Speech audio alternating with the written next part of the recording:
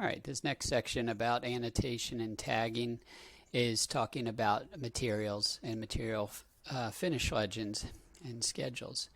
In the template, there are 4 material schedules. These are all pointing to the annotation 2 phase, and I will tell you why here in a second. But first, we're going to take a look at these schedules. One is called the master. This one doesn't go on a sheet, and it has all the fields visible. The other schedules, interiors for example, they have less schedules or less fields shown, and they are sorted by interior only, and then the exterior schedule is sorted by exterior materials only. Just what are these? And then there is one that's interior and exterior, but rarely do we use, we don't usually combine that. That's just if you need to see them all together. So let's look real quickly at the columns. The first category, or first column rather, is the material schedule purpose, if I were to spread that open so you could see the whole thing. And that is exactly what it means. This is either an exterior material or an interior material. And this is very important because that is how these schedules are filtered to show just the interior finishes. Because on our finish sheet, we don't want to show exterior finishes. These should all be finishes that are like Division 9 finishes. There's some overlap in there, wood, right, and plastic laminate, maybe some glass, but typically it's all interior finishes in the finish legend that is on a sheet, where the exterior finishes are covered on the exterior elevations. So the master is what helps you to sort those. So the materials are created in the annotation phase. So I went up to our project browser to the top here, and under floor plans you're going to see legend annotation, material legends. And you'll see in the annotation phase there's already a couple here. You can change these if these don't exist on your project, but all of these material samples are there, and you just copy them and change the material for materials that you have on your project. This lets you, before you've modeled and used these materials, you can pre-populate your schedule with the materials you plan to use. So as you're picking out materials, you can do this here in this annotation phase. So we'll just pick carpet 1 here. And you can start to group this however you want by annotation, or by like exterior finishes in one portion of this, interior in another. So if you want to put this as a graphical legend on a sheet, you can.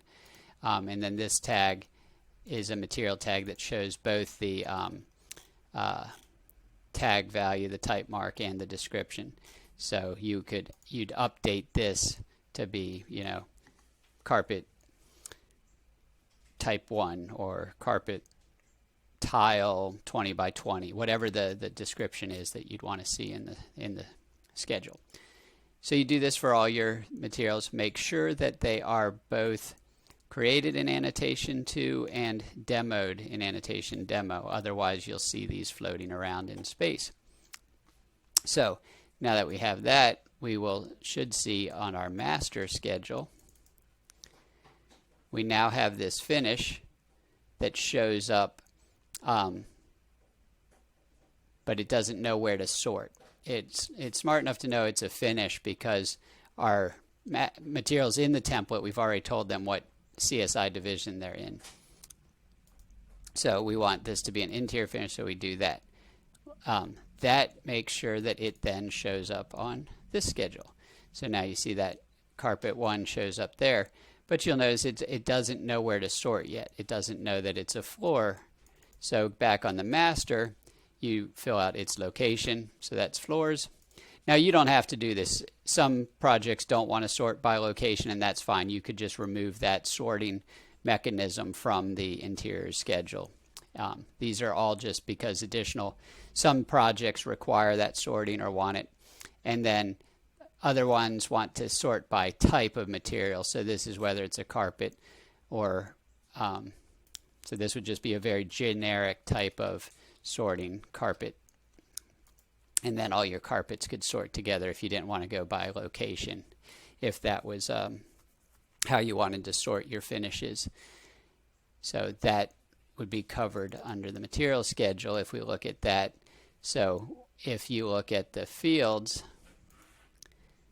you can see material location is being used, but not material type. So if we go down here to material type, we could add that here.